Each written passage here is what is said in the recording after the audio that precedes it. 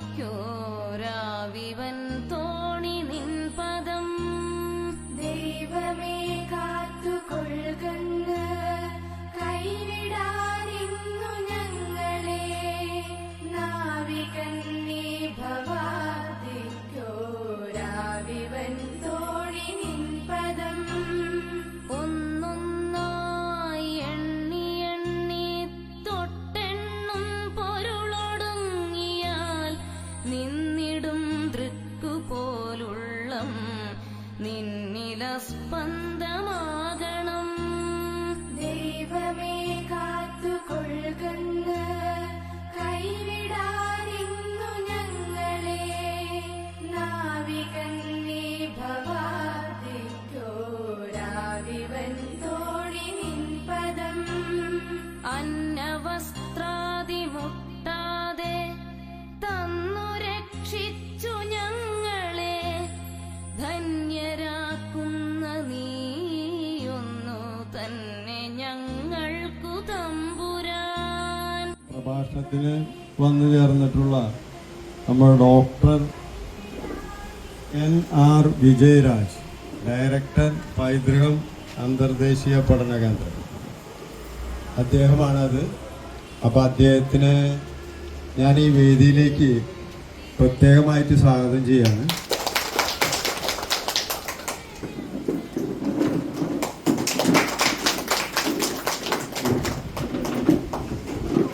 പിന്നെ ഈ വേദിയിൽ ഉള്ള ഇപ്പം നമ്മളുടെ കുടുംബ സദസ്സിൻ്റെ എല്ലാ വിശിഷ്ട വ്യക്തികളും, ശാഖാ പ്രസിഡന്റ് അശോക് ബാബു, പിന്നെ യൂണിയൻ കൗൺസിലേഴ്സായ നമ്മുടെ ബിജോയ്, പിന്നെ നമ്മുടെ സുനിത, പിന്നെ വനിതാ സംഘം പ്രസിഡന്റ് സെക്രട്ടറി, എല്ലാ ശ്രീനാരായണ ഭക്തർക്കും, എല്ലാ കുടുംബ സദസ്സിലെ ബഹുമാന്യായ എല്ലാ അംഗങ്ങൾക്കും വിനീതമായി ഈ സദസ്സിലേക്ക് ഞാൻ സ്വാഗതം ചെയ്യുകയാണ്. എല്ലാവർക്കും നമസ്കാരം. ശാഖയുടെ പ്രസിഡന്റ്, സെക്രട്ടറി, മറ്റ് ഭാരവാഹികൾ എല്ലാം എനിക്കറിയില്ല. ഇവിടെ വന്നു ചേർന്നിരിക്കുന്ന ഗുരുവിനെ അറിയാൻ കൂടിയിരിക്കുന്ന എല്ലാവർക്കും എൻ്റെ നമസ്കാരം. നമ്മൾ ഇന്ന് ചർച്ച ചെയ്യാൻ ഉദ്ദേശിക്കുന്ന ഒരു ചർച്ച പോലെ കൊണ്ടുപോവാം. ചർച്ച ചെയ്യാൻ ഉദ്ദേശിക്കുന്ന വിഷയം മാനസിക ആരോഗ്യവും ആരോഗ്യ നാരായണ ഗുരുവിൻ്റെ കൃതിയിലൂടെ എന്തുകൊണ്ടാണ് ഈ വിഷയം നമ്മൾ എടുക്കുന്നത് എന്ന് വെച്ചാൽ പൈതൃകം ഒരു സമഗ്ര ആരോഗ്യ സംരക്ഷണ കേന്ദ്രമാണ്. അവിടെ കുട്ടികൾ വലിയ തോതിൽ ചികിത്സയ്ക്കായിട്ട് വരുന്നുണ്ട് ഈ മാനസിക പ്രശ്നങ്ങളെ കൊണ്ട്. അത് ഒരു പക്ഷേ മൊബൈൽ കണ്ടതുകൊണ്ടാകാം, മൊബൈൽ അഡിക്ഷൻ എന്ന് പറയും. ഒരു പക്ഷേ പല വസ്തുക്കൾ എടുത്തത് കൊണ്ടാകാം, ഡ്രഗ് അഡിക്ഷൻ എന്ന് പറയും. ഒരു പക്ഷേ ഈ മനസ്സിന് ബലക്കുറവ് വന്ന് പല പരീക്ഷകളിലും പോയി മാനസികമായിട്ട് തകർന്നതുകൊണ്ട് വരുന്നവരുണ്ട്, ഡിപ്രഷൻ എന്നൊക്കെ അതിനെ പറയും. അപ്പോൾ അത് വലിയ തോതിൽ കുടുംബങ്ങളെ ബാധിക്കുന്നുണ്ട്. അപ്പോൾ ഒരു കുടുംബത്തിന്റെ വേര് എന്ന് പറയുന്നത് അത് ഒരു കുടുംബം നിലനിൽക്കുന്നത് ഈ തലമുറ കൈമാറി പോണമല്ലോ. അപ്പോൾ അങ്ങനെ വന്നപ്പോ അതിന് ചികിത്സയിൽ എത്തുന്നതിന് മുമ്പ് അവർക്ക് അതിനെ സംരക്ഷിക്കാനായിട്ട് നമ്മൾ പൈതൃകത്തില് ആരോഗ്യ സംരക്ഷണം എന്നൊരു ഡിവിഷൻ ഉണ്ട്. അപ്പൊ ആ ആരോഗ്യത്തെ നമുക്ക് മാനസികവും ശാരീരികവും സാമൂഹികവും ആധ്യാത്മികവുമായിട്ടുള്ള ആരോഗ്യത്തെ നമുക്ക് നിലനിർത്താൻ പറ്റുന്ന ടെക്നിക്കുകൾ എന്തിലടങ്ങിയിട്ടുണ്ട്? നാരായണ ഗുരുവിന്റെ കൃതികളിൽ അടങ്ങിയിട്ടുണ്ട്. അപ്പൊ ആ കൃതികൾ, ആ ടെക്നിക്കുകൾ നമുക്ക് പഠിക്കാനും അത് മനസ്സിലാക്കാനും അതിനനുസരിച്ച് ജീവിക്കാനും അത് പകർന്നു കൊടുക്കാനും സാധിച്ചാൽ നമ്മളുടെ ജീവിതത്തിന് ഒരു സന്തോഷവും സമാധാനവും സ്വാതന്ത്ര്യവും പുരോഗതിയും ഉണ്ടാകും.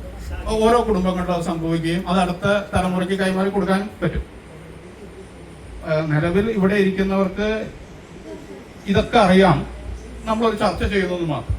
അപ്പൊ അത് നാരായണ ഗുരു പറഞ്ഞിട്ടുണ്ടല്ലോ, പരസ്പരം അറിവ് ചർച്ചകൾ ചെയ്യുമ്പോൾ അറിവിൽ വലിയ ഒരു പുരോഗതി ഉണ്ടാവും. അറിയും തോറും നമുക്ക് വലിയ പ്രോസ്പെരിറ്റിയാണ് ഉണ്ടാകുന്നത്. അറിവാണല്ലോ പ്രോസ്പെരിറ്റിയുടെ ആധാരം.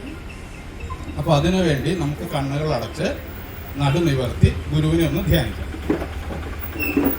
കണ്ണുകൾ അടച്ച് നടുനിവർത്തി ശ്വാസത്തിൽ ശ്രദ്ധിച്ച്, ഒരു ധ്യാനമാണത്. കണ്ണുകൾ അടച്ച് നടുനിവർത്തി ശ്വാസത്തിൽ ശ്രദ്ധിച്ച് മനസ്സിൽ ഗുരുവിന്റെ രൂപം കൊണ്ടുവരിക.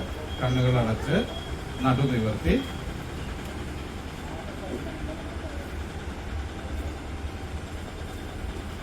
എന്നിട്ട് നമ്മൾ ചൊല്ലിയ അതേ മന്ത്രം, ഓം ഗുരുർ ബ്രഹ്മ ഗുരുർ വിഷ്ണു ഗുരുർ ദേവോ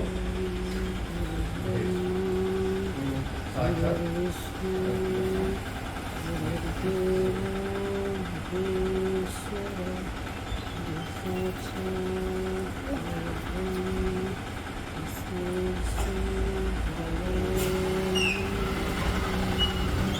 പതിയെ ഗുരുവിന്റെ പാദങ്ങളിൽ നമസ്കരിച്ചുകൊണ്ട് ശ്വാസത്തിൽ ശ്രദ്ധിച്ചുകൊണ്ട് കണ്ണുകൾ തുറക്കും.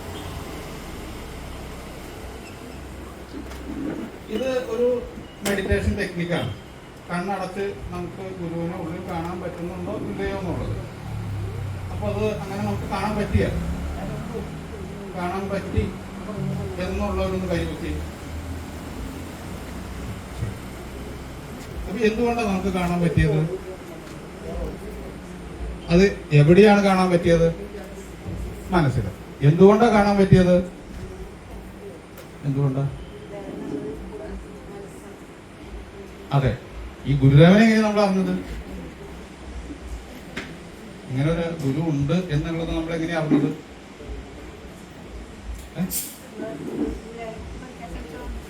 എങ്ങനെയാ പഠിക്കാൻ ശ്രമിച്ചത്? വെളിയിൽ നിന്ന് പഠിച്ചു. അല്ല, ഈ പറഞ്ഞു തരാൻ ആരെങ്കിലും വേണ്ടേ? ആരാ പറഞ്ഞു തന്നത്?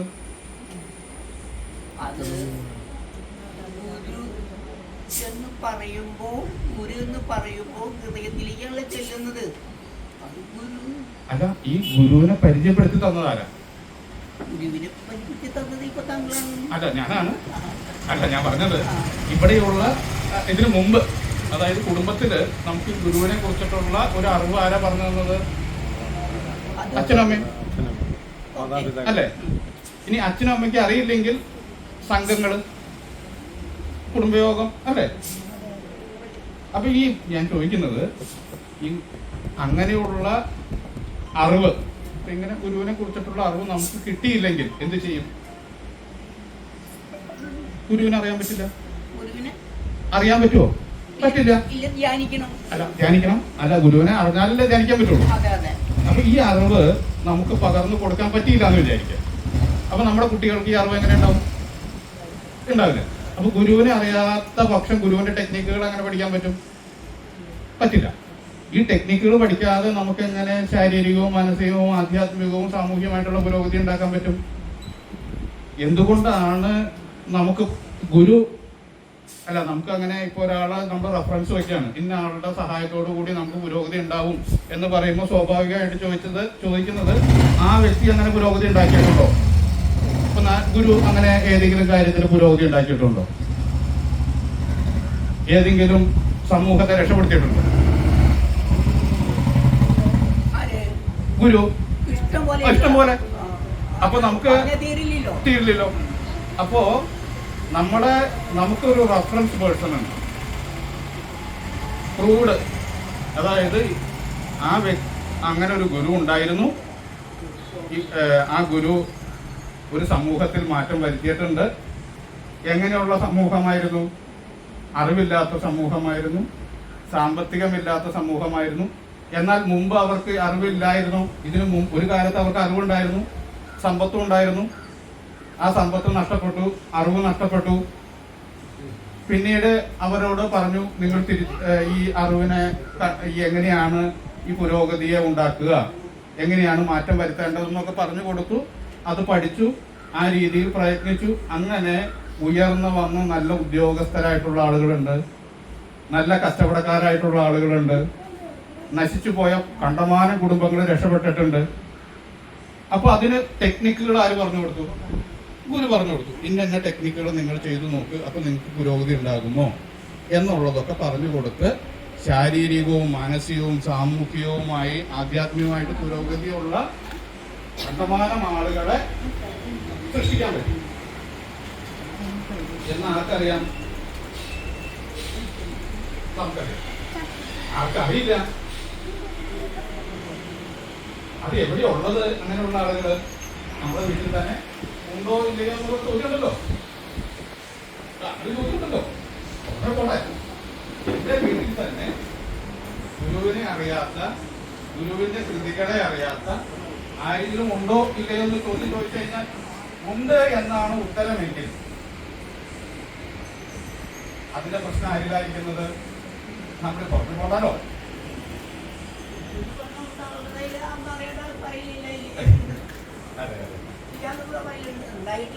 അതെ, സത്യമാണ് പറയുന്നത്. അപ്പൊ എന്ത് ചെയ്യണം? അതിനെ തിരുത്തണം. അപ്പൊ അങ്ങനെ നമുക്ക് തിരുത്താൻ സാധിച്ചാൽ, ഈ ടെക്നിക്കുകൾ മനസ്സിലാക്കാൻ സാധിച്ചാൽ, മാറ്റങ്ങൾ ഉണ്ടാകുകയാണെങ്കിൽ ആർക്കാം നേട്ടം? ആൾക്ക് തന്നെ.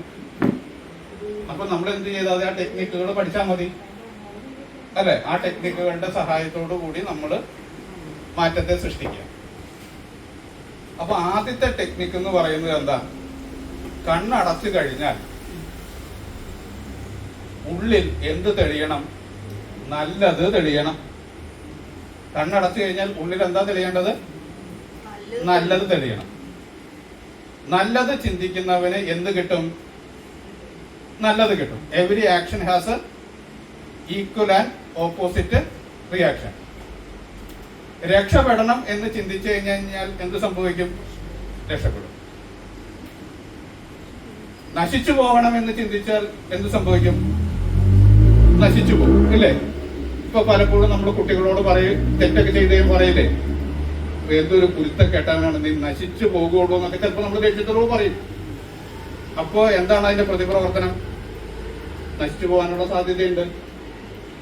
നേരെ മറിച്ച് നമ്മൾ പറയാണ്, നീ ഇത് തിരുത്തിയാൽ രക്ഷപ്പെടും. അങ്ങനെ രണ്ട് രീതിയിൽ പറയാമല്ലോ അല്ലേ? പറയാം. അതായത് നീ ഇത് തിരുത്തിയാൽ രക്ഷപ്പെടും എന്ന് പറയാം, നീ ഇതേ ചെയ്യുള്ളൂ, നീ നശിച്ചു പോയുള്ളൂ എന്ന ഒരു കാര്യത്തിൽ രണ്ട് രീതിയിൽ പറയും. ഇപ്പൊ മൊബൈലൊക്കെ കാണുമ്പോൾ പറയൂലോ, ഇത് പറയും, ഈ മൊബൈൽ കണ്ടുകൊണ്ടിരുന്നത് ഞാൻ നീ ഒരു കാലത്തും രക്ഷപ്പെടില്ല. അങ്ങനെ രാവിലെയും വൈകിട്ടും ഒരു 4 നേരം നമ്മൾ റിപ്പീറ്റഡായിട്ട് പറഞ്ഞു കഴിയുമ്പോൾ കുറെ കഴിഞ്ഞപ്പോൾ കുട്ടി എന്താ കേട്ടോണ്ടിരിക്കുന്നത്? നീ ഒരു കാലത്തും രക്ഷപ്പെടാനുള്ള സാധ്യത ഇല്ല. നേരെ മറിച്ച് പറയാണ്, നീ ഈ മൊബൈൽ കുറച്ച് സമയം മാറ്റി വെച്ച് പഠിക്കുകയാണെങ്കിൽ നീ നല്ല നിലയിലാകും എന്ന് പറഞ്ഞാലോ, എല്ലാ ദിവസവും എന്താ കേൾക്കണത്? അല്ലേ? പറഞ്ഞത് ഒരു കാര്യം തന്നെയല്ലേ? അപ്പൊ ഇത് അങ്ങനെ ഒരു മനഃശാസ്ത്രം ഉണ്ട് നമുക്ക്. അപ്പൊ രണ്ടായാലും അംഗീകരിക്കണം. ഇത് നമ്മളിപ്പോ നശിച്ചു പോകുക എന്ന് പറഞ്ഞാലും അവൻ മൊബൈൽ മാറ്റി വയ്ക്കണം, രക്ഷപ്പെടും എന്ന് പറഞ്ഞാലും അവൻ മൊബൈൽ വായിക്കുക വേണം. ഈ മൊബൈല് മാറ്റി വയ്ക്കുക എന്നുള്ളത് അവന്റെ കയ്യിലിരിക്കുന്ന കാര്യമാണ്. എന്ത് പറയുക എന്നുള്ളത് നമ്മുടെ കയ്യിലിരിക്കുന്ന കാര്യമാണ്. നമ്മുടെ മുമ്പിൽ നിൽക്കുന്നവനെ നമുക്ക് മാറ്റാൻ പറ്റില്ല, പക്ഷെ അവനെ സഹായിക്കാൻ പറ്റും. നമ്മളെ നമുക്ക് മാറ്റാനും പറ്റും, മാറാൻ നമ്മളെ തന്നെ നമുക്ക് സഹായിക്കാനും പറ്റും. അപ്പോ അതാണല്ലോ നാരായണ ഗുരു മാറ്റത്തെ സൃഷ്ടിച്ചത്. നാരായണ ഗുരു ഇറങ്ങി വന്നിട്ട് നിങ്ങളൊന്നും ഒരു കാലത്ത് രക്ഷപ്പെടാത്ത സമൂഹമാണ് എന്ന് പറഞ്ഞാൽ രക്ഷപ്പെടുവോ? ഇല്ലല്ലോ. രക്ഷപ്പെടാതിരിക്കുന്ന സമൂഹത്തിന്റെ ഇടയിൽ നിന്നുകൊണ്ട് പറഞ്ഞു, ഇന്ന രീതിയിൽ പോയാൽ നീ രക്ഷപ്പെടാൻ സാധ്യത. അപ്പൊ സാധ്യതകളെയാണ് ആര് പരിചയപ്പെടുത്തി കൊടുത്തത്? ഗുരുദേവൻ. ഇന്നത്തെ കാലത്ത് മൊബൈൽ ഇല്ലാതെ ആർക്കെങ്കിലും ജീവിക്കാൻ പറ്റുമോ? പറ്റുമോ? ഒരു ഗൂഗിൾ പേ ചെയ്യണമെങ്കിൽ മൊബൈൽ വേണ്ടേ? അല്ലേ?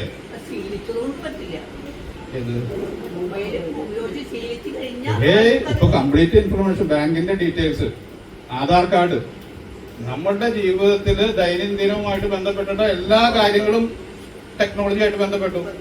ഈ ടെക്നോളജി അറിയാത്ത ഒരാളുണ്ടെങ്കിൽ പെട്ടുപോയി. അയാളെ പറ്റിക്കാൻ ഭയങ്കര എളുപ്പമാണ്. ടെക്നോളജി അറിയുന്ന ആളെ പറ്റിക്കാൻ കുറച്ചും കൂടി ബുദ്ധിമുട്ടാണ്, കാരണം കംപ്ലീറ്റ് അല്ലേ. അപ്പൊ നമ്മള് കാലഘട്ടത്തിനനുസരിച്ച് അപ്ഡേറ്റ് ചെയ്യുകയാണ് വേണ്ടത്. ടെക്നോളജിയെ നമ്മൾ സ്വീകരിക്കണം, പക്ഷെ അതിനെ എങ്ങനെ ഉപയോഗിക്കാം എന്നുള്ളത് നമ്മൾ പഠിക്കാൻ വേണം. ഈ ടെക്നോളജിയെ നമ്മൾ മനസ്സിലാക്കിയില്ലെങ്കിൽ നമുക്ക് ഈ കാലത്ത് ജീവിക്കാൻ പറ്റില്ല. ഇപ്പൊ കാലടി വരെ പോണം, പണ്ട് ഞാൻ നടന്നാണ് കാലടി പോയിക്കൊണ്ടിരുന്നത് എന്ന് പറഞ്ഞാൽ നിങ്ങൾ പോരെ, ഞങ്ങൾ കാറിന് പോവുകയാണെന്നല്ലേ മറ്റുള്ളവർ പറയുള്ളൂ. അപ്പൊ രാവിലെ ഇറങ്ങിയാൽ വൈകിട്ട് ആകുമ്പോഴേക്കും അയാൾ കാലടിയിലെത്തും, ഇവര് കാലടി പോയി കാര്യങ്ങളൊക്കെ നടത്തി തിരിച്ചു വരും. ടെക്നോളജിയെ നമ്മൾ അംഗീകരിക്കണം. ഇന്ന് പഠിച്ച കുട്ടി നേരെ ഫ്ലൈറ്റ് എടുത്തിട്ട് എവിടെ പോകണം? അമേരിക്ക പോകണം, ജോലി ചെയ്യുന്നു, വിളിച്ചു പറയുന്നു. നമ്മുടെ ജീവിതത്തിൽ എന്ത് കണ്ടിട്ടില്ല? വിമാനമേ കണ്ടിട്ടില്ല. എന്ന് നമ്മുടെ വീട്ടിലുള്ള കുട്ടി പോകുന്നുണ്ട്, തിരിച്ചു വരുന്നുണ്ട്, ഇനി വേണമെങ്കിൽ അവന്റെ കൂടെ നമുക്ക് പോകാം. ഈ പോണോ വേണ്ടെന്നുള്ളത് തീരുമാനിക്കുന്ന ആരാ? നമ്മളാണ്. ടെക്നോളജി. അപ്പൊ ഈ ടെക്നോളജിയെ ആര് പ്രോത്സാഹിപ്പിച്ചിട്ടുണ്ട്? ആരെങ്കിലും പ്രോത്സാഹിപ്പിച്ചിട്ടുണ്ട് ഇല്ലേ? എങ്ങനെ എങ്ങനെ? ശാസ്ത്ര സാങ്കേതിക വിദ്യ അല്ലേ? അതെ, കുഴപ്പമില്ല, നമുക്ക് അറിവുണ്ടായാൽ മതി. ശാസ്ത്ര സാങ്കേതിക വിദ്യനെ ആര് പ്രോത്സാഹിപ്പിച്ചിട്ടുണ്ട്? അപ്പൊ ടെക്നോളജിയെ നമ്മളുടെ കൈകളിലേക്ക് കൊണ്ടുവരിക, ടെക്നോളജിയിൽ നമ്മൾ അടിമപ്പെടാതിരിക്കുക. അപ്പൊ ടെക്നോളജിനെ ആര് നിയന്ത്രിക്കണം? നമ്മൾ നിയന്ത്രിക്കണം. അപ്പൊ ഈ ടെക്നോളജിയെ നമ്മൾ നിയന്ത്രിക്കണമെങ്കിൽ നമ്മൾ അതിന് അടിമപ്പെടാതിരിക്കണം. അപ്പൊ ടെക്നോളജി ഇല്ലാതെ മുന്നോട്ട് പോകാൻ പറ്റുമോ? ഇല്ല. ടെക്നോളജി പഠിക്കാതിരുന്ന മുന്നോട്ട് പോകാൻ പറ്റുമോ? ഇല്ല. അപ്പൊ അതിന് നാരായണ ഗുരു പറഞ്ഞിട്ടുണ്ട്. എന്താ പറയുന്നത്? വിദ്യാഭ്യാസം വളരെ പ്രധാനപ്പെട്ടതാണ്.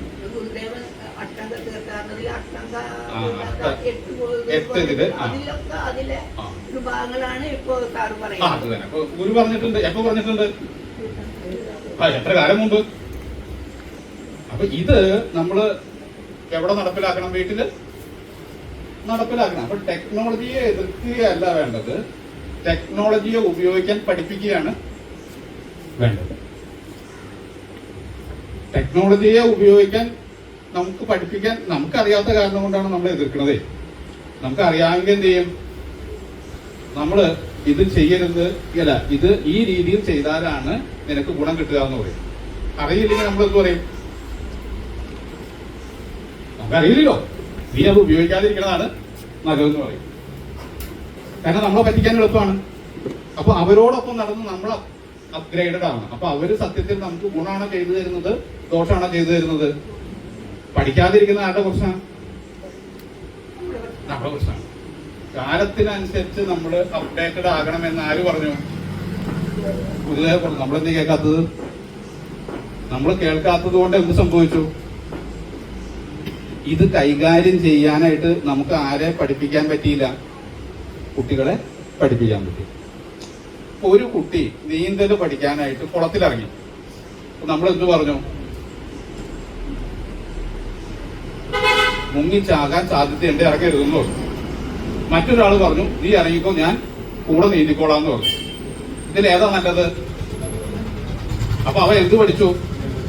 മറ്റവൻ എന്ത് പറഞ്ഞു? എന്ത് പറ്റി? ജീവിതത്തിൽ അവൻ കുളത്തിലിറങ്ങില്ല. അവന്റെ ഉള്ളിൽ രൂപപ്പെട്ടത് ഭയമാണ്. എന്തെങ്കിലും ഒരു കാരണവശാൽ കുളത്തിൽ ഇറങ്ങേണ്ട ഒരു അവസ്ഥ വന്നു എന്ന് വിചാരിക്കാം, അവനൊഴികെ ബാക്കിയുള്ളവർ ഇറങ്ങി, ഇവ ഇറങ്ങിയില്ല. അപ്പൊ അവൻ രക്ഷപ്പെടുവോ നശിച്ചു പോവോ? രക്ഷപ്പെടില്ല. പലപ്പോഴും ജീവിതത്തിൽ പ്രോസ്പെരിറ്റി വരാതിരിക്കാൻ കാരണം അറിവിനെ ഉപയോഗിക്കാത്തത് കൊണ്ടാണ് എന്ന് ആര് പറഞ്ഞു? നാരായണ ഗുരു പറഞ്ഞു.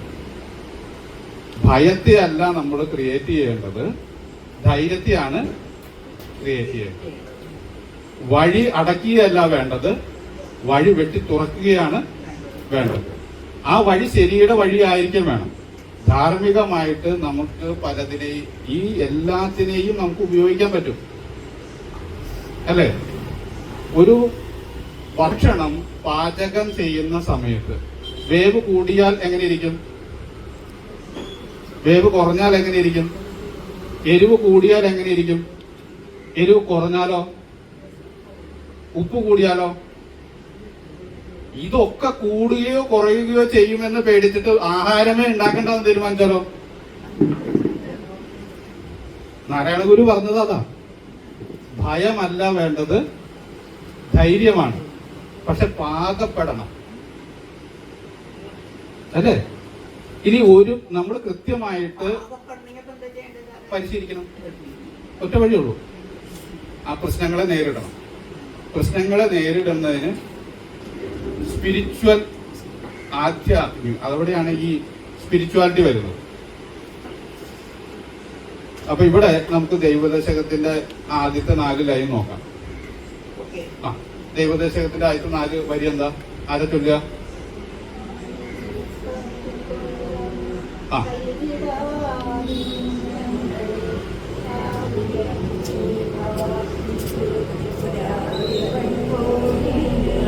ശരി.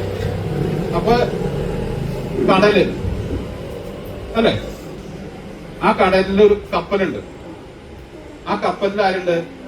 ഒരു നാവികനുണ്ട്. ആ കപ്പലിൽ ആരുണ്ട്? ഞാനുണ്ട്.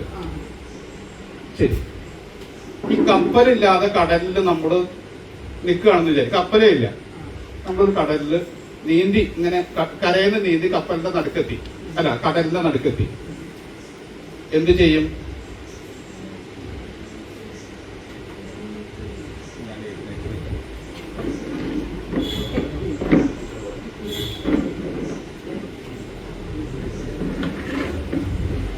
നമ്മള് ഇങ്ങനെ നീന്തി കടലിന്റെ നടുക്കെത്തി, ആവേശം കൊണ്ട് കടലിന്റെ നടുക്കെത്തി.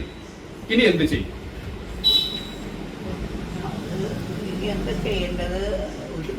ഒരു പിടിയില്ലല്ലോ, കടലല്ലേ. വലിയ കുളോ തോടോ ഒക്കെ ആണെങ്കിൽ അഡ്ജസ്റ്റ് ചെയ്യാം. ഇത് കടലായതുകൊണ്ട് വലിയ ബുദ്ധിമുട്ടാ. കാരണം പോയ വഴി തന്നെ തിരിച്ചു വരാൻ പറ്റില്ല. അതെ അതെ. അപ്പൊ നമ്മൾ കടലിന്റെ മധ്യത്തിൽ എത്തിയിട്ട് നമ്മൾ നോക്കി കഴിയുമ്പോ ദിശ അറിയേയില്ല, വഴി അറിയില്ല. ഇവിടെ നിന്ന് ആവേശത്തിൽ ഇറങ്ങി തിരിച്ചു വരാനുള്ള വഴി അറിയില്ല, മുന്നോട്ട് പോകാനുള്ള വഴി അറിയില്ല. ആകെ കൂടി ചെയ്യാൻ പറ്റുന്ന അങ്ങോട്ടും ഇങ്ങോട്ടും ഒന്ന് നീന്താം. എത്ര നീന്തിയാലും എത്താനുള്ള സാധ്യതയില്ല. നീന്തി നീന്തി തളർന്ന് ആ കടലിൽ ഞാൻ മുങ്ങിപ്പോകും. പറ്റുകയാണെങ്കിൽ ഒന്ന് കരയാം. കുറെ കഴിയുമ്പോൾ കരച്ചിൽ നിൽക്കും, പതിയെ നീന്തിപ്പോകും. അങ്ങനെ ദിശ അറിയാതെ ജീവിത യാത്ര ആര് നടത്തിയാലും അവസാനം കരഞ്ഞ് മുങ്ങിത്താഴ്ന്നു പോകുകയേ ഉള്ളൂ. അതിന് നശിച്ചു പോവുക എന്നൊക്കെ പറയും. നമ്മുടെ പല കുടുംബങ്ങളും നശിച്ചു പോകുന്നതിന് കാരണം ദിശ അറിയാത്തത് കൊണ്ടാണ്. പല കുട്ടികളും നശിച്ചു പോകാൻ കാരണം ദിശാബോധമില്ലാത്തവന്, ദിശ അറിയാത്തവന് നടുക്കടലിൽ പെട്ടാൽ. തുടക്കമൊക്കെ ഗംഭീരമായിരിക്കും അല്ലേ? പല ബിസിനസ്സും തുടങ്ങി കുറെ കഴിഞ്ഞ് എന്ത് പറ്റും? നടത്താൻ പറ്റാത്ത ബാധ്യത വന്ന് മുങ്ങിത്താഴും. നന്നായിട്ട് പഠിച്ചു, പക്ഷെ എവിടെയാ ഏത് ജോലിക്കാ കയറേണ്ടതെന്ന് അറിയാത്ത കാരണം കൊണ്ട് പഠിച്ചതൊക്കെ വെറുതെ ആയി വീട്ടിലിരിക്കും അല്ലേ?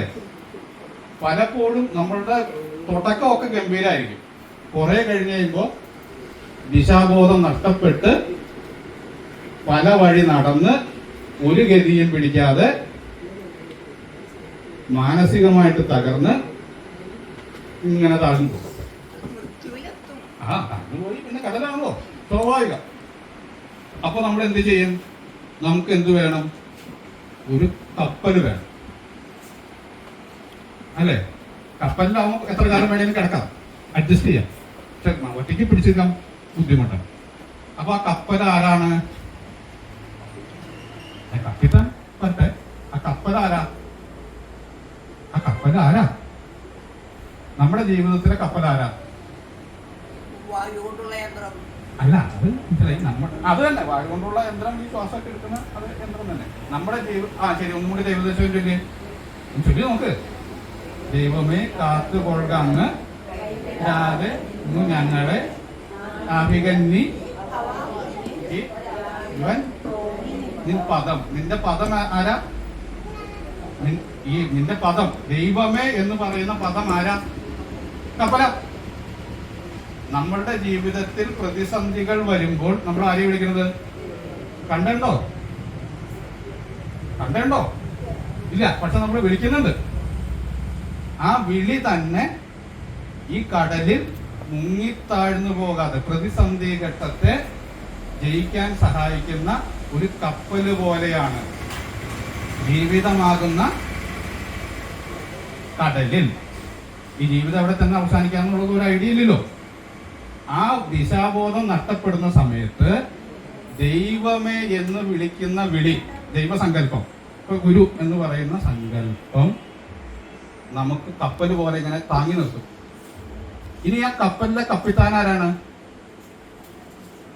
ഈ കപ്പലിൽ എന്തിനാ ഒരു കപ്പിത്താൻ? കപ്പലിൽ ഇങ്ങനെ കടലിൽ കിടന്നാൽ പ്രശ്നങ്ങളൊക്കെ സോൾവ് ആവോ? ആ കപ്പലിനെ നിയന്ത്രിച്ച് ഈ കപ്പല് ഏത് കരയ്ക്ക് അടുപ്പിക്കണമെന്ന് നിശ്ചയിക്കുന്ന ആരാ?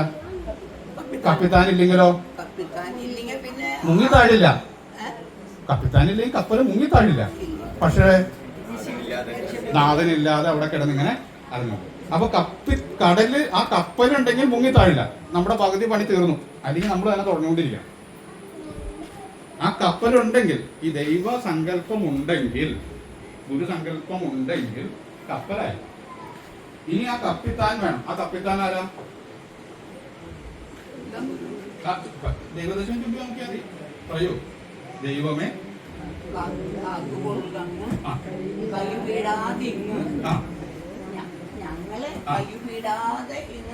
ഞങ്ങളെ ഗുരു പറയുന്നു ഞങ്ങളെ കൈവിടാതെ ഇങ്ങ് അങ്ങ് ഇങ്ങ് ഞങ്ങളെ കൈവിടാതെ എന്ന് പറയുന്നു.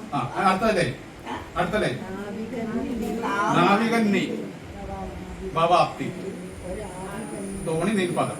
അപ്പൊ നീ എന്ന് പറയുന്നത് നാവികനാണ്. നിന്റെ പേര് എന്ന് പറയുന്നത് കപ്പലാണ്, അല്ലേ? നീ എന്ന് പറയുന്ന ഒരാൾ, അത് ഗുരു സങ്കല്പം എടുക്കാം, ഗുരു വഴികാട്ടി.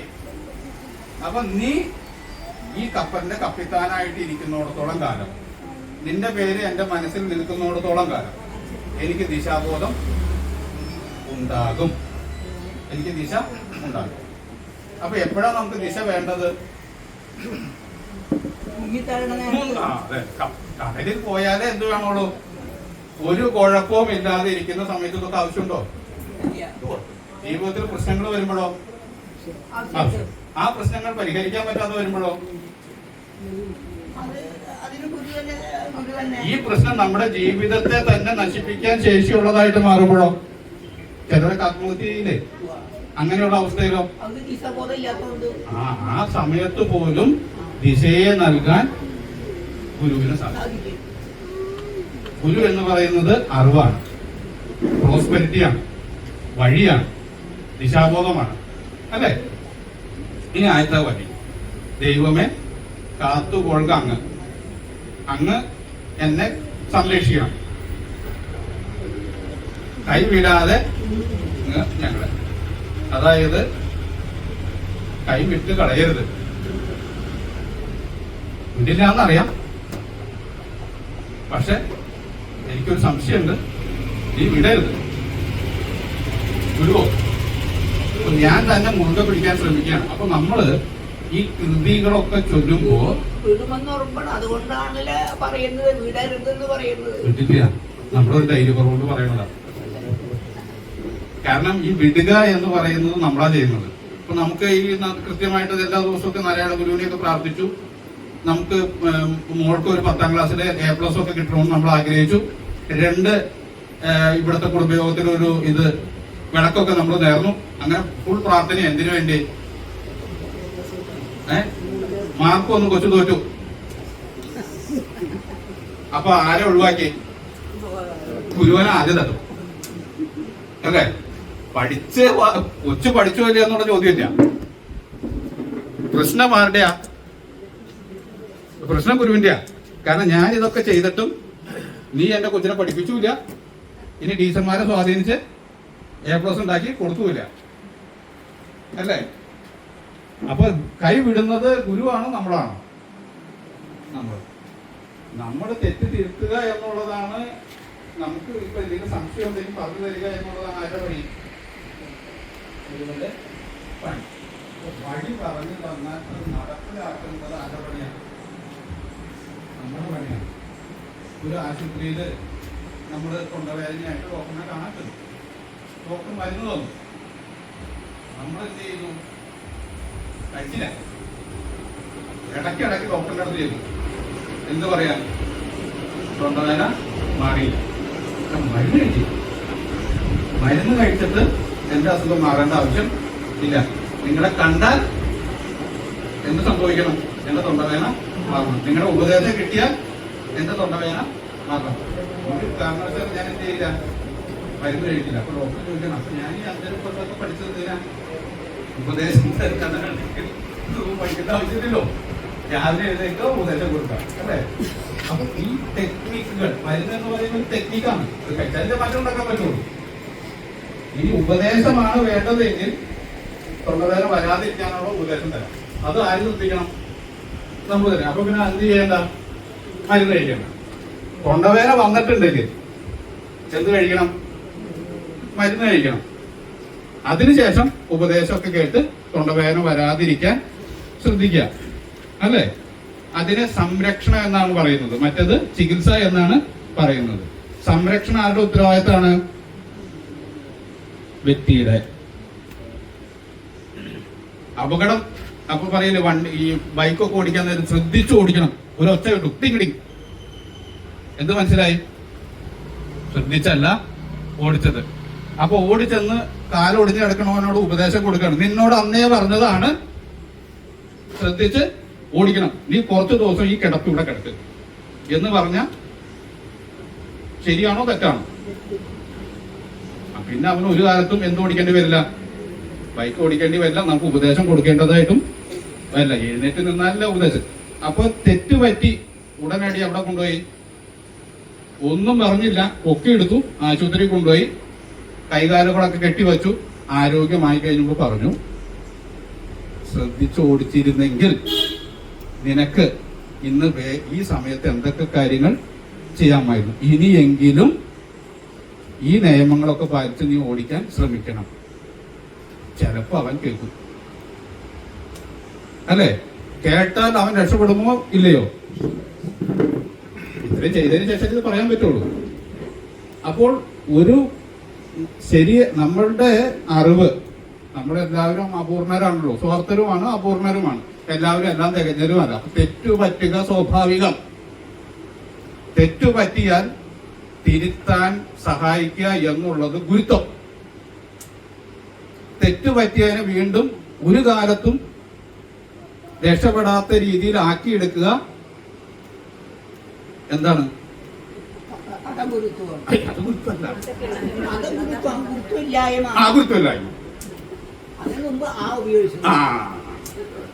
അതായത് ഒരുത്തനൊരാ തെറ്റുപറ്റി,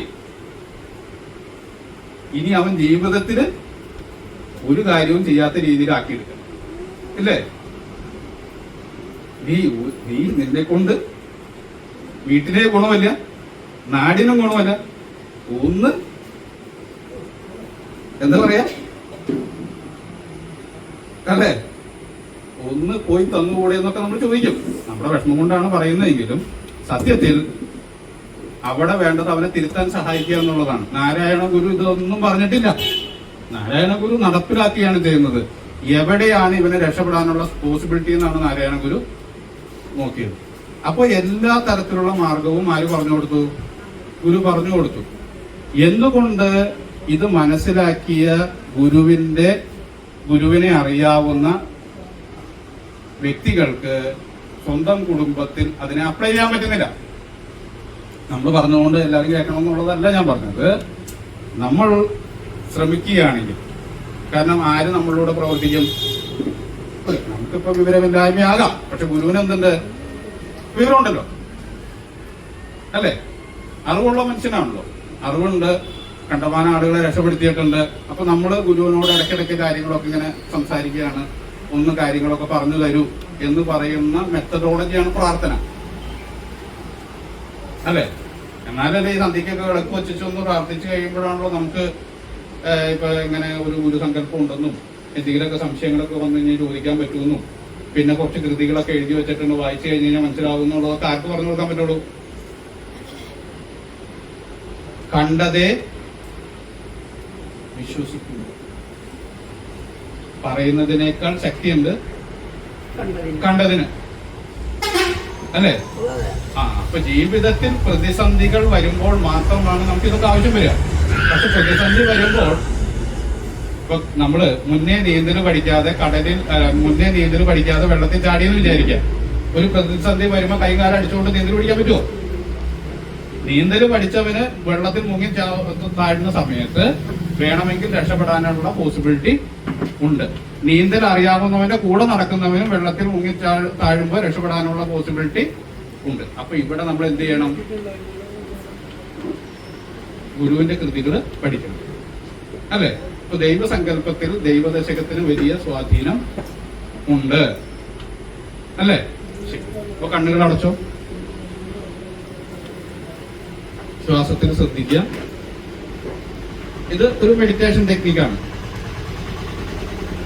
കണ്ണുകൾ അടച്ച് നടുന്നുയർത്തി ശ്വാസത്തിൽ ശ്രദ്ധിച്ച്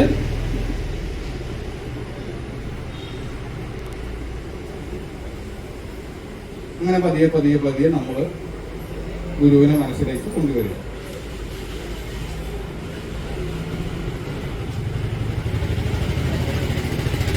എന്നിട്ട് നമ്മുടെ ഉള്ളിലുള്ള ആദികൾ, പ്രശ്നങ്ങൾ, നമ്മുടെ ഉള്ളിൽ കുറെ സംഘർഷങ്ങളൊക്കെ ഉണ്ടാവും.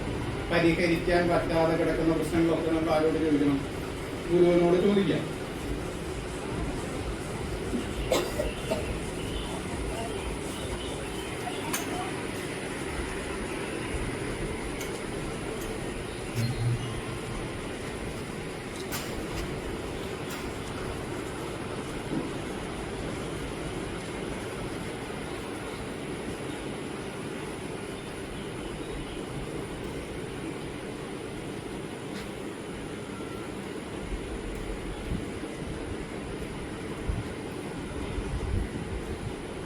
പതിയെ ഗുരുവിന്റെ പാദങ്ങളിൽ നമസ്കരിച്ച്. ഗുരുവിന് കാണില്ല, പിന്നെ എങ്ങനെയാ പാദത്തെ കാണാൻ? കുഴപ്പമില്ല, കണ്ടില്ലെങ്കിൽ പിന്നെ നമ്മൾ അങ്ങനെ അഡ്ജസ്റ്റ് ചെയ്യും. അങ്ങനെ പാദങ്ങളിൽ നമസ്കരിച്ച് ശ്വാസത്തിൽ ശ്രദ്ധിച്ച് പതിയെ കണ്ണുകൾ തുറക്കുക. അത് വളരെ കൃത്യമായിട്ടുള്ള ഒരു ചോദ്യമാണ്. ഗുരുവിനെ കണ്ടില്ലെങ്കിൽ ഞാൻ എങ്ങനെയാണ് നമസ്കരിക്കുക? കണ്ണ് തുറന്ന് അപ്പോഴാണ് ഈ നമ്മൾ ഫോട്ടോ വെക്കുന്നത്. ഫോട്ടോ വെച്ച് കഴിയുമ്പോൾ നമുക്ക് കാണാമല്ലോ. എന്നിട്ട് നമ്മൾ പുഷ്പമൊക്കെ ഇട്ടിട്ട് നമസ്കരിക്കും. അപ്പൊ എന്താ ഒരു പ്രശ്നം എന്ന് വെച്ച് കഴിഞ്ഞാൽ എല്ലാ സ്ഥലത്തും നടക്കില്ല. അത് ഫോട്ടോ ഉള്ള സ്ഥലത്ത് മാത്രമേ ചെയ്യാൻ പറ്റൂ, അല്ലെങ്കിൽ വിഗ്രഹങ്ങളുള്ള സ്ഥലത്തേ അത് ചെയ്യാൻ പറ്റും. എന്നാൽ നേരെ മറിച്ച് നമുക്ക് മനസ്സിലേക്ക് കൊണ്ടുവരാൻ പറ്റുകയാണെങ്കിൽ അതാണ് ടെക്നിക്ക്. അതായത് നമ്മുടെ മനസ്സിൽ നമുക്ക് ധൈര്യത്തെ തരുന്ന, മോട്ടിവേറ്റ് ചെയ്യുന്ന ആളെന്നൊക്കെ പറയാം. ഒരു പ്രശ്നം വന്ന സമയത്ത് നമ്മൾ ഇങ്ങനെ വല്ലാതെ വിഷമിച്ചിരിക്കുന്ന സമയത്തൊക്കെ നമ്മളെ ഇൻസ്പയർ ചെയ്യാൻ പറ്റുന്ന ഒരു രൂപത്തെ നമുക്ക് സങ്കല്പിക്കാൻ പറ്റിക്കഴിഞ്ഞ് കഴിഞ്ഞാൽ പെട്ടെന്ന് നമുക്ക് മാറ്റം പറ്റും, ഇല്ലേ? ഇപ്പോൾ ഉദാഹരണം വെച്ച് കഴിഞ്ഞാൽ നമ്മൾ ഭയങ്കരമായിട്ട് ഇങ്ങനെ ബോറടിച്ചിരിക്കുന്ന സമയത്ത് നമുക്ക് ഇഷ്ടപ്പെട്ട ഒരു സിനിമ കാണും. അതിലൊരു കോമഡി സീൻ വരുമ്പോൾ നമ്മൾ ചിരിക്കില്ലേ? ചിരിക്കില്ലേ? അതെങ്ങനെയോ? അപ്പം ആ പ്രശ്നം നമ്മുടെ ടെൻഷൻ അടിച്ച പ്രശ്നം മാറിയോ? മനസ്സ് മാറി. ഇതൊരു ടെക്നിക്കാണ്. നമ്മളെ സഹായിക്കാൻ ശേഷിയുള്ള ഒരാള് നമ്മളോടൊപ്പം ഉണ്ട് എന്ന് പറയുന്നത് ഭയങ്കര കോൺഫിഡൻസ് ആണ്. പക്ഷെ അത് ഇപ്പോൾ ഒരു ഉദാഹരണം വെച്ച് കഴിഞ്ഞാൽ, ഒരു കുട്ടി അവള് ഒരു 8ാം ക്ലാസ്സിലൊക്കെ വെച്ചിട്ട് ഒരു ചെറുപ്പക്കാരനെ സ്നേഹിച്ചു. അവളുടെ അമ്മ അത് കണ്ടുപിടിച്ചു, വല്ലാതെ ശകാരിച്ചു. അപ്പൊ അവള് എന്നോട് പറഞ്ഞത് ഇത്രയേ ഉള്ളൂ, സത്യത്തിൽ ഒന്നും തന്നെ ഉണ്ടായിരുന്നില്ല. പക്ഷെ അമ്മ അത് കണ്ടുപിടിച്ചതോടുകൂടി ഞാൻ ആരായി? മോശക്കാരി. അമ്മ ഇതുവരെ എന്നോട് അങ്ങനെ പെരുമാറിയിട്ടില്ല, ഗുരുതല്ലാതെ. ഇപ്പൊ അവള് 12ാം ക്ലാസ്സിലാണ്. അപ്പൊ അതിന്റെ ഇടയിൽ 10ാം ക്ലാസ്സിലെ പരീക്ഷ വന്നു. അപ്പൊ ഇവിടെ ഒരു പ്രശ്നം കിടക്കുന്നുണ്ടല്ലോ. ഇപ്പൊ നമുക്ക് ഓൾറെഡി ചീത്തപ്പേരുണ്ട്. അപ്പൊ ഈ ചീത്തപ്പേര് ഇല്ലാതെയാക്കാനായിട്ട് ഒരേ ഒരു വഴിയുള്ളൂ, 10ാം ക്ലാസ്സിലും നല്ലൊരു മാർക്ക് വാങ്ങിക്കാം. ഈ കുട്ടി ഭയങ്കരമായിട്ട് പഠിച്ച് അവസാനം കഴിഞ്ഞ് ഈ ടെൻഷൻ കയറി ബോധം കിട്ടും. പരീക്ഷയ്ക്ക് നല്ല മാർക്കോട് കൂടി. പക്ഷേ ആ ടെൻഷൻ കിട്ടില്ല. ഈ നമ്മൾ പറയില്ല ആദ്യം കയറുക എന്നൊക്കെ പറയുന്ന ഒരു സംഭവം ഉണ്ടല്ലോ, അങ്ങനെ കയറി. അപ്പൊ അങ്ങനെ വന്നു കഴിഞ്ഞ് കഴിഞ്ഞാൽ മാനസിക വിഭ്രാന്തി ഇടയ്ക്കിടയ്ക്ക് പിന്നീട് വരും. അപ്പൊ ഈ പിന്നീട് ആ 10ാം ക്ലാസ് തുടങ്ങി 12ാം ഇപ്പൊ നിരക്കുന്ന അവസ്ഥയിൽ ഈ കുട്ടി ഇടയ്ക്കിടയ്ക്ക് ബോധം കിട്ടുന്നു. ഇതിന് ഇടയ്ക്കിടയ്ക്ക് പല തോന്നലുകളൊക്കെ വരും, രാത്രി ഉറക്കക്കുറവൊക്കെ വരും. അപ്പൊ ഈ 11ാം ക്ലാസ്സിൽ അയക്കുമ്പോൾ ഒരു ബോയ് ഫ്രണ്ടിനെയും കൂടി കിട്ടി. അപ്പൊ അച്ഛനും അമ്മയോടും പറയില്ല, പറഞ്ഞു കഴിഞ്ഞാൽ അവര് അത് സമ്മതിക്കുമെന്നുള്ള പേടി. എന്നാൽ എല്ലാ നാട്ടുകാർക്കും മൊത്തം അറിയില്ല. അപ്പൊ ഈ കുട്ടിക്ക് ഇത് അച്ഛനോടും അമ്മോടും പറയണം. നാട്ടുകാർക്ക് മൊത്തം അറിയാവുന്ന കാര്യം അച്ഛനും അമ്മയ്ക്ക് അറിയാതിരിക്കും, ഇവർക്കും അറിയാം. പക്ഷെ കുട്ടിക്ക് ഇത് പറയണം. കാര്യം ഇത് പറഞ്ഞില്ലെങ്കിൽ അമ്മ ഇടപെട്ട് അവർ പിരിച്ചു കളഞ്ഞാലോ, വലിയ സംഘർഷം. അപ്പൊ ഈ സംഘർഷം, പഴയ സംഘർഷവും ഈ സംഘർഷം കൂടി ചേർന്ന് ഇപ്പൊ എന്തായി? ഡിപ്രഷനായി. ആർക്ക്? കുട്ടിക്ക്. അപ്പൊ അതിന് മരുന്ന് കൊടുത്തു. മരുന്ന് കൊടുത്തിട്ട് ഞാൻ പറഞ്ഞേ, അങ്ങനെ നാരായണ ഗുരുവൊക്കെ ഉണ്ട്, പുള്ളി പറഞ്ഞേക്കുന്നത് നമ്മുടെ ഒരു കാര്യം ചെയ്യുമ്പോൾ നമുക്ക് സന്തോഷം ഉണ്ടാവണം, വീട്ടുകാർക്ക് സന്തോഷം ഉണ്ടാവണം. അപ്പൊ വീട്ടുകാർക്ക് സന്തോഷം ഉണ്ടാവണമെങ്കിൽ നമ്മൾ എന്ത് ചെയ്യണം? വീട്ടുകാരോട് സത്യം പറയണം. എന്നിട്ട് ഞാൻ ചോദിച്ചു, ഞാൻ പറയട്ടെ? പറയുന്നു പറയുന്നു. മരുന്നൊക്കെ കഴിച്ച് കുറച്ച് ദിവസം കഴിഞ്ഞപ്പോൾ അതിന് ധൈര്യമായി. അടുത്ത ദിവസം വന്നു കഴിഞ്ഞപ്പോൾ ഞങ്ങളിങ്ങനെ ചർച്ച ചെയ്ത് കഴിഞ്ഞപ്പോൾ കുറിച്ച് ഞാനൊന്ന് പുറത്തേക്ക് ഇറങ്ങി, വേറൊരു കാര്യത്തിന് ഇറങ്ങിയ സമയത്ത് കുട്ടി അമ്മയോട് വന്നത് ഇങ്ങനെ സംഭവമുണ്ട്. അപ്പൊ ഞാൻ തിരിച്ചു വന്നപ്പോൾ അമ്മ എന്നോട് പറയാം, എന്റെ ഡോക്ടർ ഞങ്ങൾ എന്തൊക്കെ സഹിക്കുന്നു, ഇനി ഇതിന് ബോയ് ഫ്രണ്ടിനെയും കൂടി ഞാൻ ഒപ്പിഷൻ ഉണ്ടാക്കി കൊടുക്കണോ? അപ്പൊ ഞാൻ പറഞ്ഞു, ഇപ്പോ ഈ സമയത്ത് കുട്ടിക്ക് എന്താ വേണ്ടത്? തത്വവിചാരവും സത്യങ്ങളുമാണോ? ഈ കുട്ടിക്ക് ഇപ്പൊ എന്താ വേണ്ടത്? പഠിക്കുന്ന കുട്ടിയല്ലേ. ഇപ്പൊ ഈ കുട്ടിക്ക് എന്താ വേണ്ടത്? ഇപ്പൊ നമ്മൾ പറയാണ്, മോടെ ഈ പരിപാടിയൊന്നും ശരിയല്ല, ഈ പരിപാടിയൊന്നും ശരിയല്ല, നീ അതിനെ ഉപേക്ഷിക്കണം എന്നൊക്കെ പറഞ്ഞ് ഗുണദേഷിച്ച് കഴിഞ്ഞാൽ എന്ത് സംഭവിക്കും?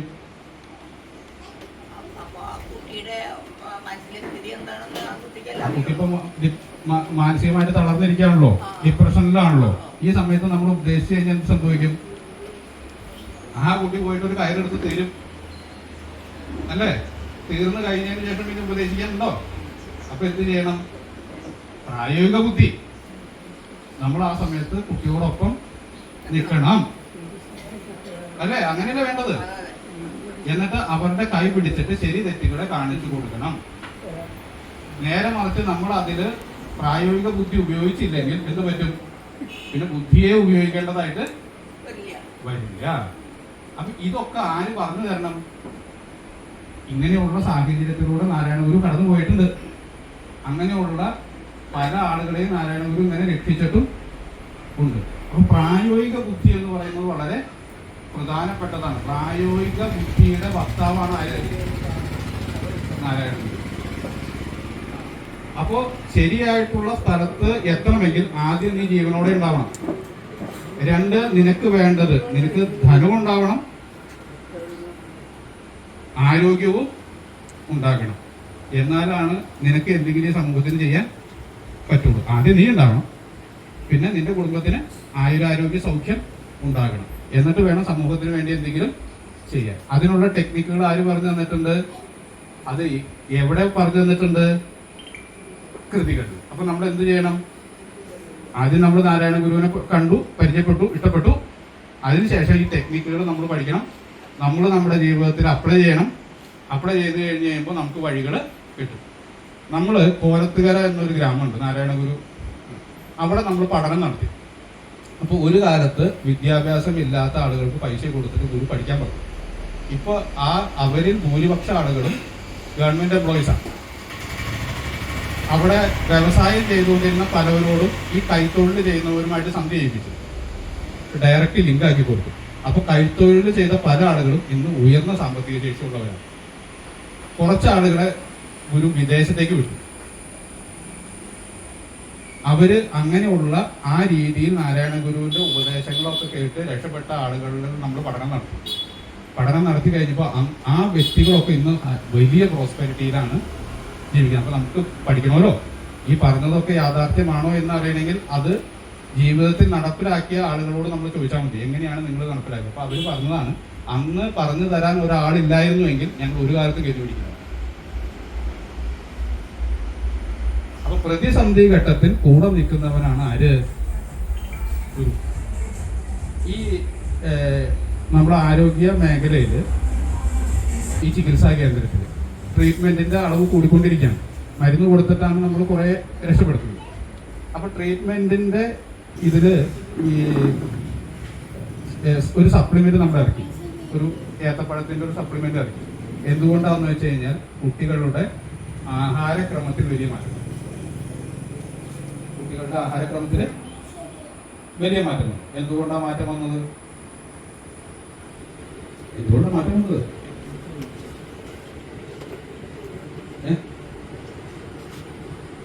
അവർക്ക് അതാണ് കൂടുതൽ കിട്ടുന്നത്, അതുകൊണ്ടാണല്ലോ മാറ്റം വരുന്നത്. ഈ വയറിൽ ചെല്ലുന്ന സാധനങ്ങൾ ബ്രെയിനിൽ മാറ്റത്തെ വയറിൽ ചെല്ലുന്ന സാധനങ്ങൾ ആയുർവേദത്തിന്റെ ഒരു തിയറിയാണ്. വയറ് ശരിയാണ്, ബ്രെയിനിന്റെ ഫംഗ്ഷനും ശരിയായിരിക്കും. ചില എൻസൈമുകളൊക്കെ വയറ്റിൽ ക്രിയേറ്റ് ചെയ്യപ്പെടുന്നു. അപ്പൊ അങ്ങനെ വരുമ്പോൾ അവർക്ക് അഡിക്ഷൻസ് കൂടും, അതായത് കാമവാസനകൾ കൂടും. മൊബൈല് മനസ്സിലായില്ലേ? കൂടൂല്ലേ? ആഗ്രഹങ്ങൾ കൂടും. അതായത് ആഗ്രഹങ്ങളെ നിയന്ത്രിക്കാൻ പറ്റാത്ത തരത്തിലേക്ക് കുട്ടികൾ അഡിക്റ്റഡ് ആവും. അപ്പൊ തിരിച്ചു കൊണ്ടുവരാൻ വേണ്ടിയിട്ട് നമ്മൾ സപ്ലിമെന്റ് ഇറക്കി. അപ്പൊ ഈ സപ്ലിമെന്റ് നമ്മൾ കുട്ടികൾക്ക് കൊടുക്കും. അപ്പൊ ഈ ശോഷിച്ചിരിക്കുന്ന കുട്ടികളൊക്കെ ഉണ്ടല്ലോ, കൊടുത്തതിന് ശേഷം നമ്മൾ പറയും, ഇത് കഴിക്കണമെങ്കിൽ ചെയ്യേണ്ട കാര്യം നിങ്ങളൊന്ന് കൈകാര്യം പോവും കഴിയണം, നിങ്ങളൊന്ന് ഒരു കുറച്ച് സമയം ഒന്ന് പ്രാർത്ഥിക്കണം, എന്നിട്ട് ഈ സാധനം ഒന്ന് ആസ്വദിച്ച് കഴിക്കണം, എന്നിട്ടൊരു അല്പസമയം മെഡിറ്റേഷൻ ചെയ്യണം. ഇവർ ചെയ്യുമോ? ചെയ്യുമോ? ചെയ്യും. അപ്പൊ പറയും നിങ്ങൾ കഴിച്ചാൽ മതി എന്ന് പറയും. പതിയെ പതിയെ കാരണന്മാരോട് പറയും ഇവരൊന്ന് പ്രാക്ടീസ് ചെയ്യിപ്പിക്കണം പറയും. പതിയെ കാരണന്മാർ ഇങ്ങനെ ഇരുന്ന് പ്രാക്ടീസ് ചെയ്ത് കഴിയുമ്പോൾ അവരൊന്ന് കൈയും കാലും മുഖം കഴുകാൻ തയ്യാറായി, ഒന്ന് പ്രാർത്ഥിക്കാൻ തയ്യാറായി, പിന്നെ ഇത് കഴിക്കാൻ തയ്യാറായി, പിന്നെ മെഡിറ്റേഷൻ ചെയ്യാൻ തയ്യാറായി. ഇതൊരു ശീലമായി ഒരു 5-6 വർഷം അവർ ചെയ്യാമെന്ന് വിചാരിക്കും. എന്ത് സംഭവിക്കും? ശരീരശുദ്ധി, മനഃശുദ്ധി, പ്രാർത്ഥന. ശരീരശുദ്ധി, ദേഹം ഇങ്ങനെ കൈകാലം മുഖമൊക്കെ എഴുതി ശരീരത്തെ വൃത്തിയാക്കുക. അപ്പൊ ശരീരത്തെ ഇങ്ങനെ ശരീരം ഉണ്ടെന്നും അത് വൃത്തിയായിട്ട് സൂക്ഷിക്കണമെന്നും പഠിക്കുമല്ലോ. മനഃശുദ്ധി, ഈ പ്രാർത്ഥന ചൊല്ലി കഴിയുമ്പോൾ മനസ്സിനൊരു ശുദ്ധി ഉണ്ടാവുമല്ലോ. അന്നശുദ്ധി, ആഹാരം ഉള്ളിൽ ചെന്ന് ഈ സ്വാത്വികമായിട്ടുള്ള ആഹാരം, അതായത് ഈ ഓർഗാനിക് ഫുഡ് എന്നാണ് അതിനെ പറയാം. ഈ ഏത്തപ്പഴവും നെയ്യും ഒക്കെ ചേർത്ത് വരട്ടി ഉണ്ടാക്കുന്ന രസായനമാണത്, ആയുർവേദ വിധിപ്രകാരം തയ്യാറാക്കുന്നത്. അപ്പൊ അത് ഉള്ളിൽ ചെന്ന് കഴിയുമ്പോൾ അതിലൊരു ഗുണം കിട്ടുമല്ലോ. നെയ്യുടെ ഏത്തപ്പഴമൊക്കെ പണ്ട് ഈ ഏത്തപ്പഴത്തിൽ നെയ്യിൽ ഏത്തപ്പഴം വരട്ടിയിട്ട് എല്ലാ വീടുകളും കൊടുത്തുകൊണ്ടിരുന്നാലേ ഇപ്പൊ കൊടുക്കാൻ പറ്റുമോ? കൊടുക്കണ്ടോ? ഇല്ല.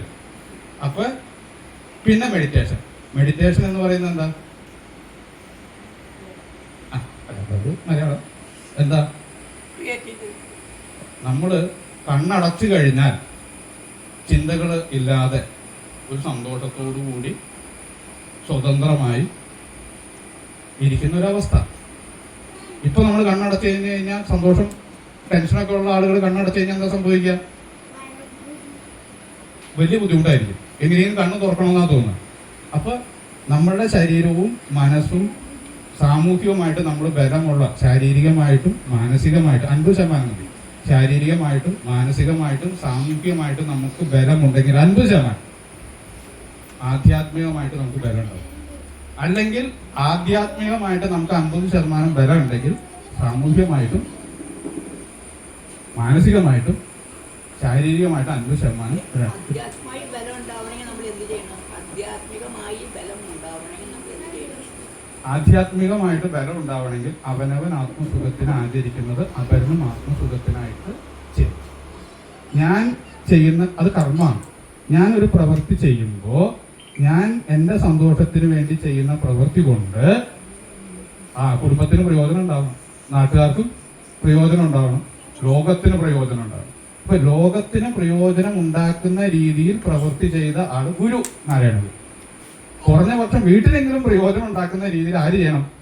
നമ്മൾ ചെയ്യണം. ഇനി വീട് പോട്ടെ, സ്വന്തം ജീവിതത്തിലെങ്കിലും പ്രയോജനം ഉണ്ടാകുന്ന രീതിയിൽ നമ്മൾ ചെയ്യണം. ഇപ്പൊ സ്വന്തം ജീവിതത്തിന് പോലും പ്രാധാന്യം കൽപ്പിക്കാതെയാണ് ഓരോരുത്തരും ജീവിച്ചു പോകുന്നത്. അങ്ങനെ ഒരു 10-15 പ്രാവശ്യം ചെയ്ത് കഴിഞ്ഞാൽ ആധ്യാത്മികമായി ബലം ഉണ്ടാവും, രക്ഷപ്പെടും എന്ന് ആര് പറഞ്ഞു? അത് ഗുരു. അതാണ് അവനവൻ ആത്മസുഖത്തിന് ആചരിക്കുന്നത്. നമ്മൾ 50 പ്രാവശ്യം ചെയ്യുമ്പോൾ അറിവ് ആ പ്രയോഗത്തിലൂടെ നമുക്ക് മനസ്സിലാവില്ല. പ്രാക്ടീസ്. ഗുരു പറഞ്ഞത് കൊണ്ട് നമുക്ക് പ്രയോജനമില്ല. ഗുരു പറഞ്ഞത് നമ്മൾ കേട്ട് നമ്മൾ അത് നടപ്പിലാക്കി പിന്നെ നമ്മുടെ ഒരു ശീലമായി സംസ്കാരമായി മാറുമ്പോൾ പിന്നെ അത് ഞാനാണ്. പിന്നെ എനിക്ക് പ്രാക്ടീസ് ചെയ്യാൻ നിൽക്കണ്ട, ഞാൻ എന്ത് ചെയ്താലും അത് അധ്യാത്മികമായിട്ട് മാറും. അങ്ങനെയാണ്. അപ്പൊ ആധ്യാത്മികത എന്ന് പറയുന്നത് വളരെ സിമ്പിളാണ്. ഞാൻ ചെയ്യുന്ന പ്രവൃത്തി കൊണ്ട് സമസ്ത ലോകത്തിനും പ്രയോജനം ഉണ്ടാകത്തക്ക രീതിയിലുള്ള പ്രവൃത്തിയെ ചെയ്യാം.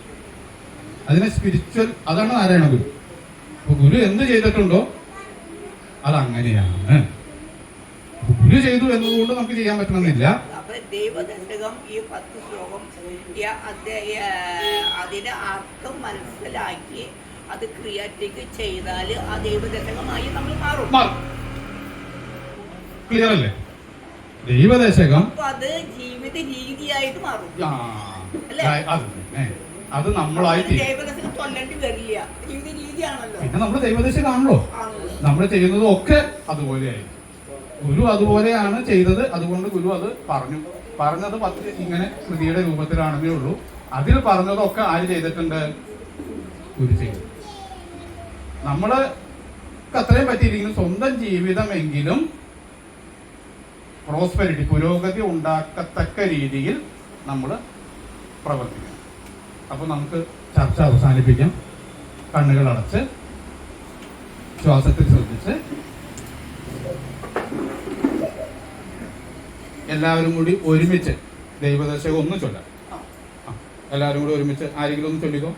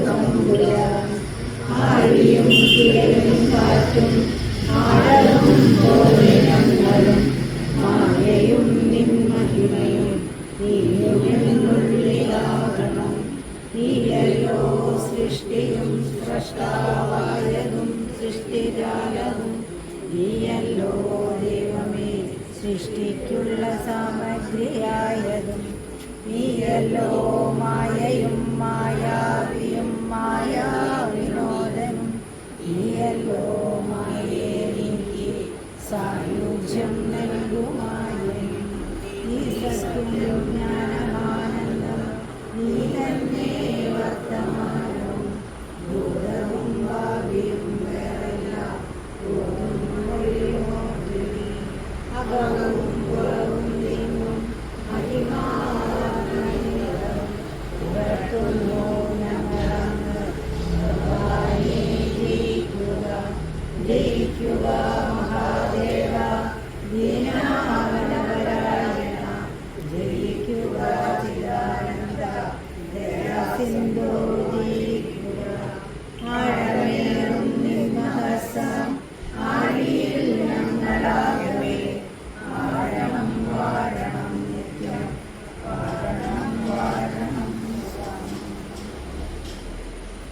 ഗുരുവിന്റെ പാദങ്ങളിൽ നമസ്കരിച്ചുകൊണ്ട് ശ്വാസത്തിൽ ശ്രദ്ധിച്ചുകൊണ്ട് സാവകാശം കണ്ണുകൾ തുറക്കുക.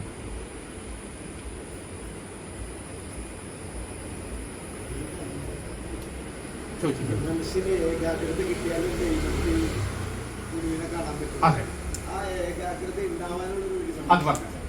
അത് വളരെ പ്രധാനപ്പെട്ട ചോദ്യമാണ്. എനിക്ക് 2 ഐഡിയ അറിയാം. ഞാനൊന്ന് പറയാം. ഒന്ന്, നമ്മൾ സൂര്യൻ ഉദിച്ചു വരുന്നുണ്ട്. അതിന് നമ്മുടെ മനസ്സിൽ കാണാം. ഒരു ദിവസം പ്രാക്ടീസ് ചെയ്യാൻ നമുക്ക് സൂര്യൻ ഉദിച്ചു വരും.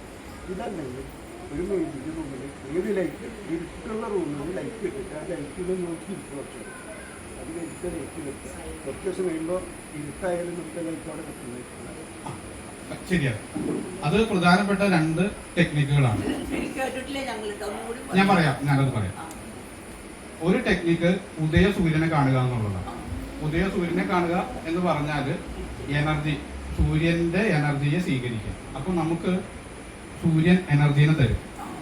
അത് നിത്യവും നമ്മൾ പ്രാക്ടീസ് ചെയ്ത് കഴിഞ്ഞ് കഴിഞ്ഞാൽ ഏകാഗ്രത വരും. രണ്ടാമത്തെ ഒരു ടെക്നിക്ക് എന്ന് പറഞ്ഞു കഴിഞ്ഞാൽ മെഴുകുതിരി വച്ചിട്ട് ആ മെഴുകുതിരിയാണ് നമ്മളത് വിളക്ക് വച്ചിട്ട് ചെയ്യുന്നുണ്ട്. സന്ധ്യാപ്രാർത്ഥനയ്ക്ക് നമ്മൾ വിളക്ക് വെച്ചിട്ട് ആ വിളക്കിലെ ദീപത്തെ നമ്മൾ ശ്രദ്ധിച്ചിരിക്കും. ആ ദീപത്തെ ശ്രദ്ധിക്കാൻ പറ്റാത്തവർ പ്രാർത്ഥനയിൽ ശ്രദ്ധിക്കാൻ പറയും. അപ്പോൾ അത് ചെയ്യുന്നതിന് മുമ്പ് കൈകാലൊക്കെ കഴുകി ഒന്ന് പ്രാർത്ഥിച്ച് വിളക്ക് വച്ച് നമ്മൾ ആ വിളക്കിനെ ശ്രദ്ധിച്ച് രൂപത്തെ ശ്രദ്ധിച്ച് പ്രാർത്ഥന ചെയ്തിട്ട്, പ്രാർത്ഥന ശബ്ദം, വിളക്ക് രൂപം, മറ്റതും രൂപം. അപ്പോൾ രൂപത്തെ ശ്രദ്ധിക്കുക കുറച്ചും കൂടി എളുപ്പം. ഉറക്കെ പ്രാർത്ഥിച്ച് അതിനെ ശ്രദ്ധിക്കുക എളുപ്പം. പിന്നെ ശബ്ദമില്ലാതെ പ്രാർത്ഥിച്ച് മനസ്സിൽ പ്രാർത്ഥിച്ച് അതിനെ ശ്രദ്ധിക്കുക. ഇതൊക്കെ ടെക്നിക്കുകളാണ്. 33 കോടി ടെക്നിക്കുകൾ അവൈലബിൾ ആണ്. 33 കോടി ടെക്നിക്കുകൾ ഭാരതത്തിൽ അവൈലബിൾ ആണ് മനസ്സിനെ ക്രമപ്പെടുത്താൻ. മനസ്സിലായില്ലേ? 33 കോടി. ആർക്ക് വേണമെങ്കിലും അവരുടെ ഈ മറ്റേ സദ്യയിൽ കറി വിളമ്പുന്ന സമയത്ത് ഇഷ്ടമുള്ള കറി കഴിച്ച് ജീവിതത്തെ ആസ്വദിക്കാൻ പറയുന്നത് പോലെ നിങ്ങൾക്ക് ഇഷ്ടമുള്ള ടെക്നിക്കുകൾ ഉപയോഗിച്ചിട്ട് നിങ്ങൾക്ക് ഏറ്റവും സൂട്ടബിൾ ആയിട്ടുള്ള നിങ്ങൾക്ക് ചെയ്യാൻ പറ്റുന്ന ഏത് ടെക്നിക്കുകളും എടുത്ത് രക്ഷപ്പെടുക എന്നുള്ളതാണ് ആര് പറയുന്നത്? നമ്മുടെ ഋഷി പരമ്പരകൾ ഗുരുക്കന്മാർ നമുക്ക് പറഞ്ഞു തരുന്നത്. രക്ഷപ്പെടുന്നതിനെ കുറിച്ചിട്ടാണ് അവർ ഈ ടെക്നിക്കുകൾ തരുന്നത്, ഒരാളെ നശിപ്പിക്കാൻ വേണ്ടിയിട്ടല്ല. അപ്പൊ ഈ ടെക്നിക്കുകൾ തെറ്റായിട്ട് ഉപയോഗിക്കുമ്പോൾ ഇപ്പൊ നമുക്ക് ഇഷ്ടമില്ലാത്ത കറി കൂട്ടി കഴിക്കുന്ന പോലെ ഇരിക്കും. ഇഷ്ടമുള്ള കറി ഉള്ളപ്പോൾ ഇഷ്ടമില്ലാത്ത കറികൾ പോകേണ്ട ആവശ്യമുണ്ട്. അപ്പൊ അത്രയും ടെക്നിക്കുകളുണ്ട്. അപ്പൊ പൈതൃകത്തില് പഠന കേന്ദ്രം ഉണ്ട്. നിങ്ങൾക്ക് പഠിക്കാൻ താല്പര്യം ഉണ്ടെങ്കിൽ ബന്ധപ്പെടാം. പരിശീലന കേന്ദ്രം ഉണ്ട്. അതിൽ കൗൺസിലിംഗ് ഉണ്ട്, യോഗയുണ്ട്, മെഡിറ്റേഷൻ ടെക്നിക്കുകളൊക്കെ പരിശീലിപ്പിക്കുന്നുണ്ട്. ചികിത്സാ കേന്ദ്രം ഉണ്ട്. ഹോമിയോ മെഡിസിൻ ആണ് കൂടുതൽ ഉപയോഗിക്കുന്നത്.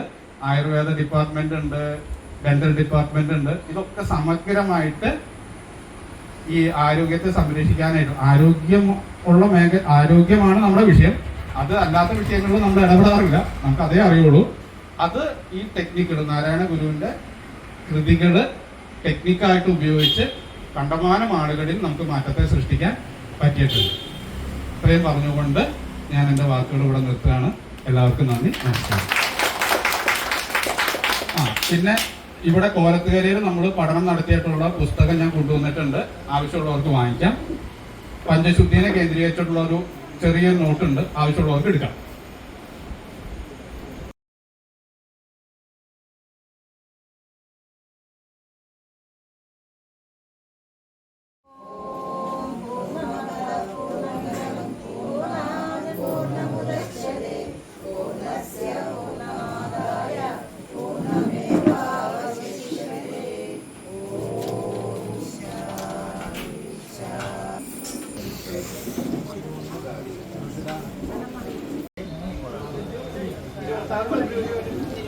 അവതരിപ്പിക്കുന്നത് 8/6/2005 നടന്ന ശ്രീ ഗുരു കുടുംബസദസ്സിന്റെ വാർഷിക റിപ്പോർട്ടാണ് ഇവിടെ അവതരിപ്പിക്കുന്നത്. കയവളത്തിൽ ഷാജി അവരുടെ വീട്ടിൽ വെച്ചാണ് ആദ്യത്തെ കുടുംബയോഗം നടന്നത്. അതിനുശേഷം മുടങ്ങാതെ 11 കുടുംബയോഗം വളരെയധികം ഭംഗിയായി നടത്താൻ കഴിഞ്ഞു. ചെറിയ രീതിയിൽ ചാരിറ്റി